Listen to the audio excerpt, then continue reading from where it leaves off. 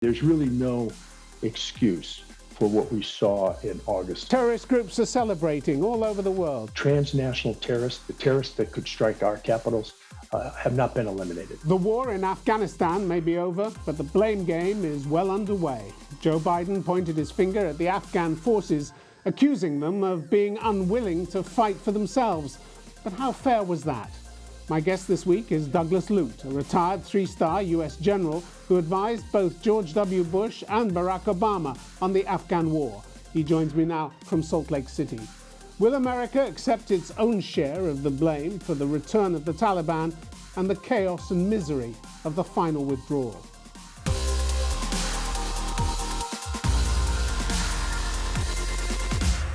Douglas Lute, welcome to Conflict Zone. Good morning. Since February last year, everyone knew that U.S. troops were leaving Afghanistan, and yet by August this year, the U.S. still didn't have a coherent plan for making that happen. How do you explain that disastrous lack of foresight? Well, of course, we had, in the midst of that period that you described, a presidential transition, right? So it was under President Trump in February of 2020 that the agreement with the Taliban had us leaving by May 1st of this year, 2021. And of course, Biden was elected in November, took office in January, spent several months from January to about March or April reviewing the Trump decision, the agreement, assessing his options, and announced to the American people in April of this year his plan to adhere to the Trump agreement, to actually extend the timeline by several months in order to give us more space. And I think largely the discontinuity between February 2020 and what we saw just play out last month is largely attributed to the transition between two administrations. Well, you asked yourself the same question August the 15th, didn't you? You said it was a puzzle for me, the absence of contingency planning. Right. You have a lot of clever guys at the National Security Council, and no one planned this withdrawal. I'm just wondering how something this vital dropped through the cracks. Doesn't say much for planning, does it? Well, I think there's no question that there was a letdown, that there was a period of inadequate planning. My assessment here, and while I wasn't obviously in the White House at that time, is that the planning took place under the premise of the most likely outcome once we withdrew, and took too little account, if you will, bought too little insurance against another intelligence scenario, and that would be the most dangerous. And at the end of the day, it played out that the most dangerous course actually is what we saw. And this is with the Taliban moving quickly and with the government collapsing. President Biden claimed that although the situation had unfolded, as he put it, more quickly than anticipated, the administration had planned for every contingency. That simply can't have been true, can it? If it had been, the US wouldn't have been forced to rush thousands of troops back into Afghanistan to try and protect the final exit. Yeah, again, my view from the outside looking in is that they put too much planning effort, too much attention on a more optimistic scenario, which was that they had months, if not several years, to do the evacuation, and too little attention on this very brief, abrupt collapse of the government. I guess this is a matter for a future inquiry to go into, but the warnings were there. According to the New York Times, a CIA report in July said the Afghan security forces and central government had lost control of the roads into Kabul and that the viability of the government was in serious jeopardy. That was July, and that apparently didn't ring any alarm bells at all at the White House. Why? Well, I'm not sure that's accurate. Yes, there may have been internal warnings by July, but remember that the government was already at that point, and the military at that point, the Afghan military, were already collapsing. You go out into the rural areas outside of the big cities in Afghanistan, this is actually a collapse that began months, if not years ago, with the steady erosion of the security situation. And by July, it was evident that the politics of this collapse was going to overwhelm the military situation. In fact, This was more a political collapse than military. But it was obvious even before July, wasn't it? Because you had the threat assessment by the Director of National Intelligence going back to April, which said the Afghan government will struggle to hold the Taliban at bay if the coalition withdraws support, which is exactly what the coalition was doing.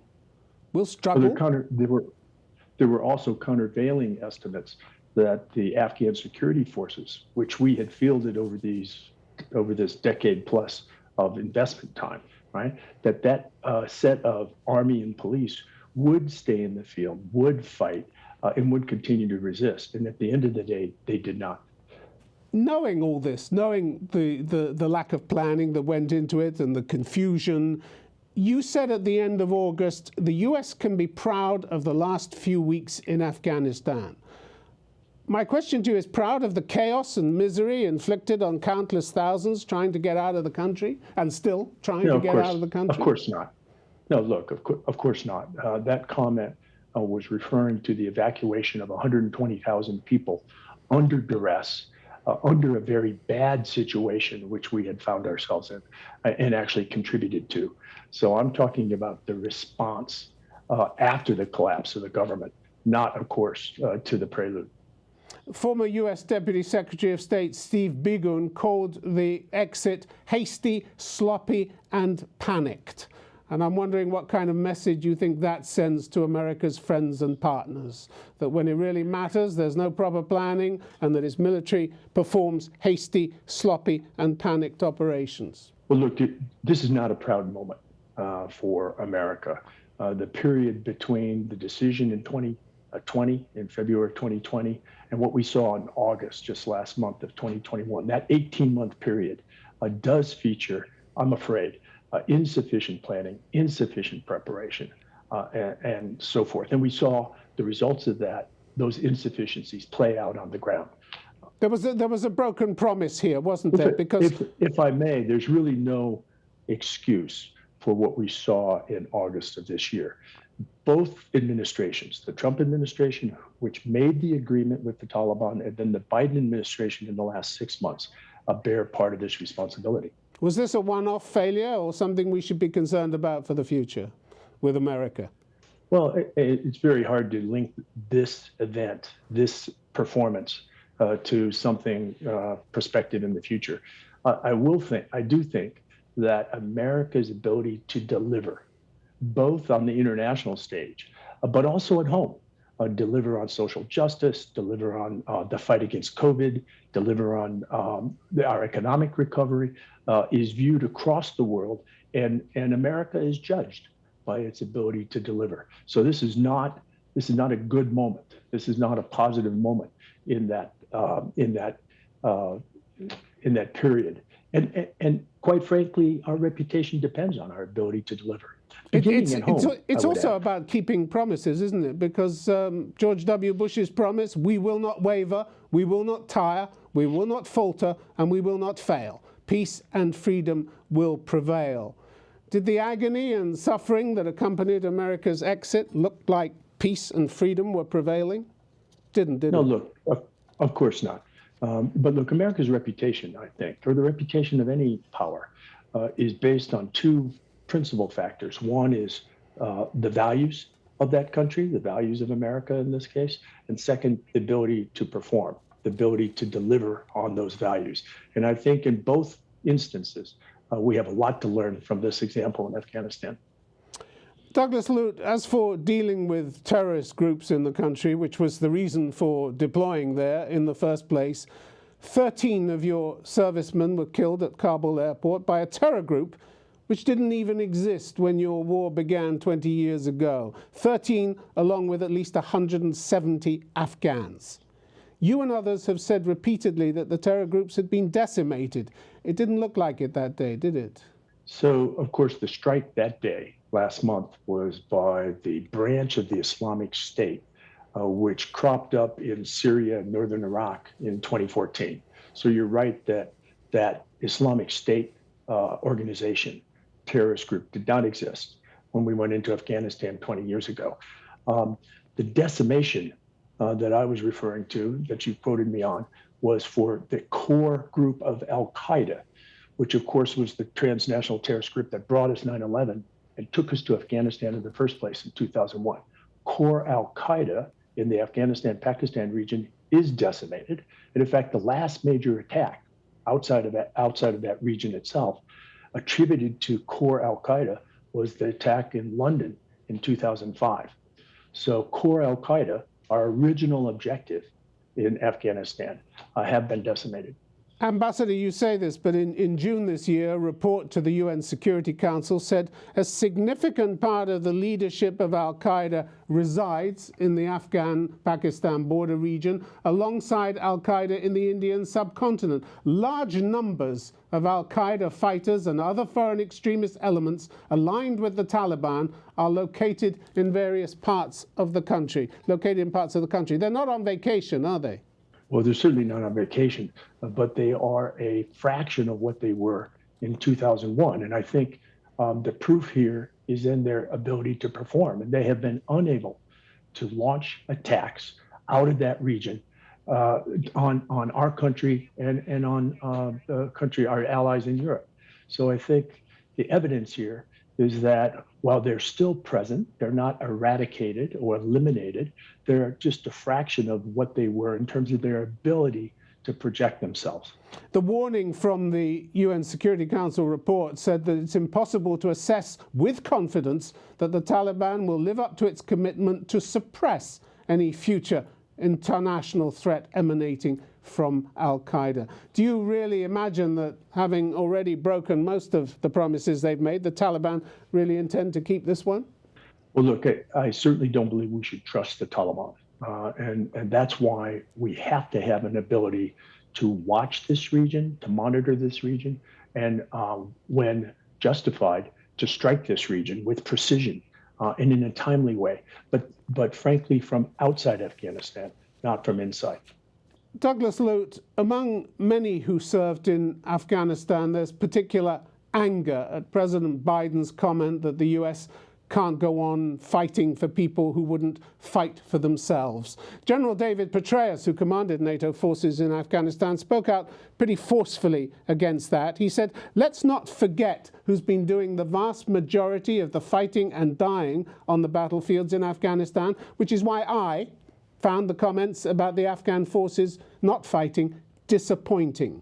But you, to some extent, went along with Biden's comments, didn't you? Why? Well, because I think the evidence supports that statement from the president. Look, there were elements of the Afghan security forces that did fight hard in these last months, in particular the Afghan commando or special forces units, which we invested a lot of time and attention to developing. But there were also many Afghan forces which simply deserted the battlefield in the wake of the pressure from the Taliban. But look, this gets confused, right? This is, in some cases, we talk about the material factors of war. So the numbers of troops, numbers of weapons, types of weapons, and so forth, right? But what we saw play out in the last sort of 90 days in Afghanistan was the dominance of the moral factors, the intangible factors, which played out much more prominently than the material. So here I'm talking about unit cohesion, discipline, connection to the central government, leadership, and so forth. And in those moral factors, what we saw in the last 90 days is that the Taliban dominated the Afghan forces.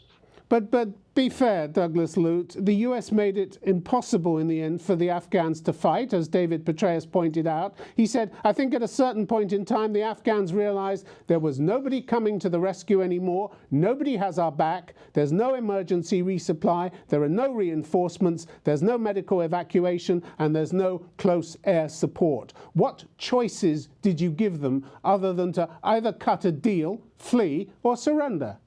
Well, look. First of all, it was no surprise to the Afghan forces or the Afghan government that the United States in February 2020, 18 months ago, signed an agreement to be gone by May 1st of this year. So this wasn't some sort of unannounced surprise withdrawal. The deal sold them out. They were sold out at this deal, weren't they? It was done over their heads. So, well, the Afghan government was not a party to the agreement between the U.S.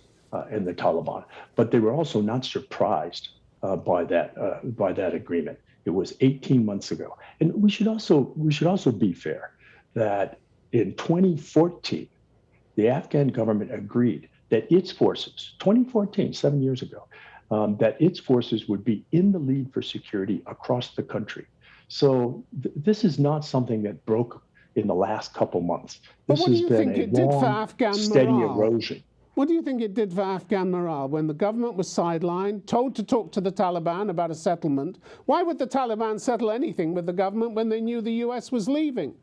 And it was a pretty immoral deal, wasn't it? Basically said it's fine to attack the government forces as long as you leave Americans alone. So you can blow up as many Afghans as you like, but leave us out of it. The former head of British intelligence, Alex Younger, went so far as to say that that created a dynamic which led directly to the collapse of the Afghan army. He was right, wasn't he? Well, I think there was a contributing factor, but I don't think it was the only factor. And I don't think anybody sitting in London, Berlin, Paris, or the United States can attribute exactly what happened inside the Afghan security forces. I would argue that an equally important contributing factor was the consideration that the Afghan forces did not feel supported by their own government, with President Ghani leaving, with their leadership ripping off, stealing their salaries for months on end, with their leadership not adapting their tactics to the Taliban and so forth. So there are a lot of contributing factors here. When you take suitcases of cash to former President Hamid Karzai, as the CIA did regularly on a regular basis, and then accuse him of not keeping proper accounting procedures, it's like a drug gang giving free heroin to an addict and complaining that he's using it. The fault didn't just lie with the Afghans, did it? No, I'm not attributing this all to the Afghans. Of course, we played a role. We were there for 20 years. We certainly did not adhere to all of our values. We certainly did not deliver either on the governance side or on the military side as we should have. But this is also, on the other hand, not completely laid at our feet. There were colossal failures, though, right from the start, from the American side, weren't there? I'm just looking at one example. 2 years after the war began, the former Defense Secretary Donald Rumsfeld complained about a staggering lack of basic intelligence. I have no visibility, he said, into who the bad guys are. We are woefully deficient in human intelligence. The fact is, this mission failed at every level, didn't it?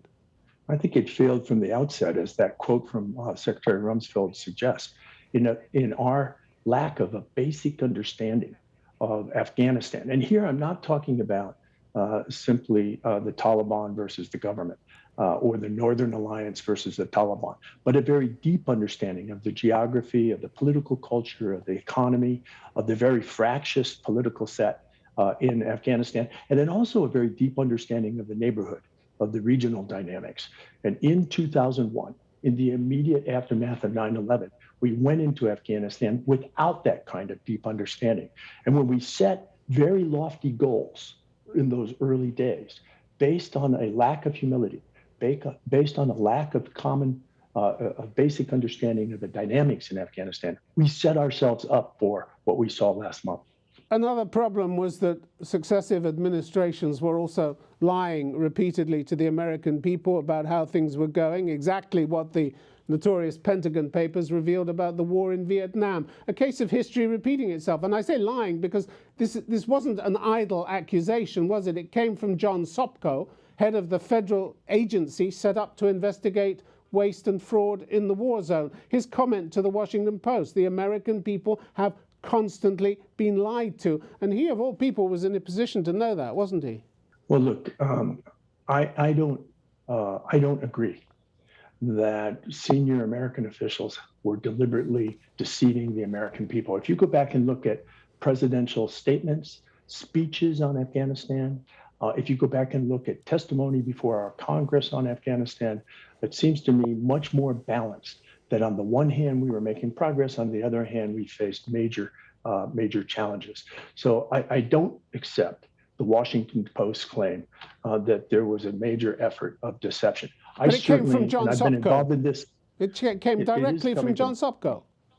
And it's fair enough. He gets to have his view of this. He gets to have his perspective. It's simply not my perspective. I want to look at the damage to NATO that has been done by the withdrawal and various other things that have happened since then. Biden didn't consult with the allies about the withdrawal. He claimed he had, but they contradicted him. Do you think that's an honourable way to treat allies who honoured NATO's collective security guarantee and sent their troops to fight and die alongside you, not to consult them on the way you're withdrawing? Is that an honourable thing to do? Look, I've seen the reports that you refer to from European allies, NATO allies, that they were insufficiently consulted. But I think the record defies that. I mean, before the Biden announcement, there was a meeting of defense ministers. Our defense minister was there. Afghanistan was on the agenda. Before the Biden announcement, Biden decision, there was a meeting of foreign ministers. Then there was a meeting of foreign ministers and defense ministers, all held in the format of 30 allies at NATO. Of course, there was the NATO summit in June of this year. So the record here of high-level, persistent, and rather intense consultation in a 6-month period, the first 6 months of the Biden administration, I think defies the notion that there was insufficient consultation. And now you have, of course, Secretary General Stoltenberg, the administrative head, the executive head of the alliance, also stating that there was full consultation. Well, he has said that, but not for nothing do you get a senior member of the European Commission saying something is broken in our transatlantic relations. And he's not just referring to Afghanistan. We're already seeing the result of damaged relations after the US, UK and Australia did a deal over nuclear submarine behind France's back. Proud moment for the alliance, the recall of ambassadors. China and Russia must think that Christmas has come early this year, mustn't they? Well, look, you're right to point out that this is not a high point for the NATO alliance. There's a lot of work to be done, but I think the foundations of the alliance are still very strong. And why is that? That's because our European allies and our North American allies, US and Canada, very much rely on one another for overall security. So we've been through, in the alliance, through tough times before. I mean, think Suez, think Vietnam, think the missile crisis in the 80s, think the Iraq War in 2003. We will get through this together again. America's final aggressive action in Afghanistan was described by the Pentagon a few days ago as a tragic error. The US targeted what it thought was a terrorist vehicle in Kabul and blew it up in a drone strike, killing 10 civilians, 7 children among them. There couldn't really have been a worse exit, could there? The faulty intelligence. Doesn't inspire confidence, does it, for the future operations that you may have to undertake in Afghanistan? I think that strike, which I think is rightly attributed as or referred to as just pure tragedy, reflects the reality on the ground when as we go forward. As we transition from a model of counterterrorism, which featured tens of thousands, in one case, 150,000 Western troops in Afghanistan, to a new model, which is a model with no troops on the ground and are doing counterterrorism from, as we say, over the horizon, so from outside Afghanistan. We're in that transition period right now. And that strike with the 10 civilian casualties demonstrates how difficult this is going to be, especially as our intelligence assets will have diminished without our on-the-ground presence. But difficult does not mean impossible. I think we will learn from this strike. I think that we'll be more cautious in the future, but it does demonstrate that intelligence is really the key to counterterrorism, and in this instance, the intelligence failed. You may have ended your longest war, but as Britain's former intelligence chief Alex Younger put it, the end was a humiliation for the West and will have encouraged despots and autocrats everywhere. In that way, you may have sown the seeds for many other wars and conflicts in the future. Doesn't that worry you? Well, look, we're going to have to watch Afghanistan and the Afghanistan-Pakistan region for years to come, because transnational terrorists, the terrorists that could strike our capitals, have not been eliminated. But our withdrawal from Afghanistan doesn't mean failure elsewhere in the world.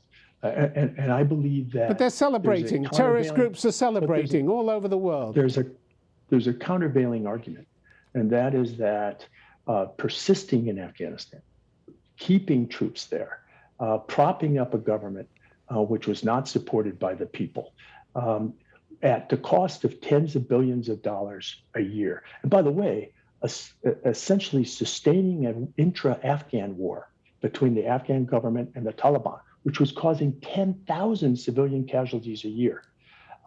Sustaining that status quo was also not in America's interest, and did not project an America that was sober and prudent with regard to its interests and where it invested its resources. So I think there's a countervailing argument as well. Douglas Lute, it's been very good to have you on Conflict Zone. Thank you very much indeed. Good to have you. Thanks. Thank you.